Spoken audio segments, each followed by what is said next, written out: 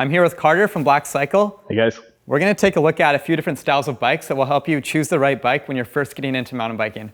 So give us the rundown on the bikes we have here. Sweet. So the first bike we've got here is a trail hardtail from Orbea. The second one is a full suspension trail bike from Forbidden, an enduro bike here from Orbea, and then we also have a dirt jumper, which is kind of cool. It's its own little niche thing from Marin. So the first bike we've got here is the Orbea Lofty. It's a trail hardtail, as you mentioned. Mm-hmm. So this is awesome for people just getting into the sport. Lets them sort of get a feel for the modern day geometry of the bike, which is really important. Yeah. It's got, a raked out fork, low standover height, and nice big wheels. Okay. So depending on where your ability is, or, if you're not really sure you want to throw that big amount of cash out, hardtails make an awesome first impression into mountain biking. For sure, yeah. Really nice that way too, like with the fatter tires, kind of makes up for the lack of suspension, and it's a great way to really get into it at a lower cost. Totally. But you're still getting all the modern traits that you're looking for, like a dropper post, hydraulic disc brakes, an air fork. It's not just a spring and elastomer system. Yeah, so it's a pretty sweet build for like your very first mountain bike. Totally. You can like have some confidence, but it might not be ideal for like the most aggressive riding, like the next bikes we're gonna look at, but it's a great way to get into the sport and really feel out what a modern day mountain bike is like. Absolutely. All right, let's check out the next ones here. So right here we have the Forbidden Druid. This is a pretty popular style of trail bike. Aside from the high pivot here, it looks a little different, but in general, a bike like this is quite common in mountain biking today. And why do you think that is? Like, what is it about a bike like this that most people want when they're getting to that next level of intermediate advanced style of riding? Well, for one, it's full suspension. Okay. Jumping from the hardtail into a bike where the rear end actually articulates with the terrain is huge. And then the travel bracket we're in right now, we're looking at a 130 mil bike. And we see, I'd say 70% of our mountain bike sales come out of this sort of category. And with that too, you're getting a little more aggressive geometry. Okay. So manufacturing improves. We've got lower standover heights. The wheelbases grow a little bit. So the bike overall becomes a little more capable. Yeah, it'll be more stable than something like that hardtail. It'll handle the terrain better. Yeah, absolutely. And then you get bigger brakes, a longer dropper post. You're getting more gears. You're familiar with flat pedals versus clipless pedals. Yeah. And as a rider, you're going, okay, maybe I'm going to actually try the clipless thing now. And then, the trail bike's an awesome category. A bike like this caters to a wide style of riding, I guess. Like, it doesn't matter if you're like kind of a more intermediate rider who wants to start hitting more aggressive stuff, or you're at a pro level.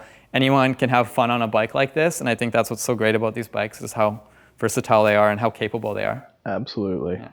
And then you get to the next level when you get into an even more aggressive mountain bike, which is enduro oriented. So let's take a look at that. This is kind of the next step up in mountain bikes, not in terms of performance necessarily, but just the capability and the style in terms of how aggressive your riding is. So what is it about this bike that's a little different from the Forbidden? Obviously more travel, but what else is on this that you would find? So big thing right away, like you mentioned, is suspension travel. We're jumping up into that next sort of category of bike, which is going to range from 160 to 180 mils. Okay. Going to differentiate a little bit depending on whether you're in a 27.5 wheel or a 29-inch wheel. The one we've got here is a 29er with 170 mils front and rear. So this bike's going to be awesome up on the bike park. If we're going to go up Forbidden Plateau, those really long, sustained descents with really aggressive terrain. Yeah. Again, your geometry tweaks itself a little bit more. The head angle is a little more raked out. You've got a steeper seat tube angle now to compensate. And then overall, the chassis of the bike too is going to get burlier. Tube sets get thicker.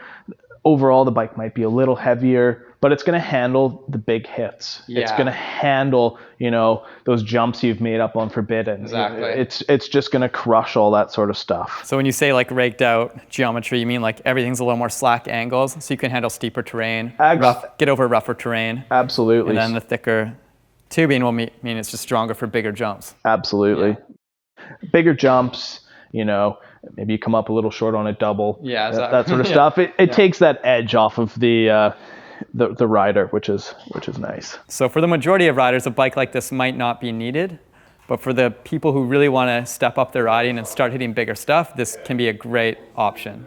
The last bike in our list is my dirt jump bike. This is a very niche, unique mountain bike because it's not actually designed to be taken to the mountains and up on the trails. It's for dirt jumps and skate parks and any sort of smooth, steep riding. What that means is the bike has an interesting setup to really cater to that style. The suspension is very low travel. I only have 100 millimeters of travel on the front, and it's very stiff. So it pretty much doesn't even move unless I'm hitting bigger jumps and landing pretty aggressively. I also have one gear, so it's just single speed. There's no other gears in the back. One brake, so I can do tricks like bar spins and tail whips where I'm spinning the handlebars around, and I don't have to worry about this cable getting tangled up. There's only one line here. There's not multiple lines like all the other bikes. And that's essentially what this bike is for. It's designed for those who just want to go and hit the jumps and nothing else.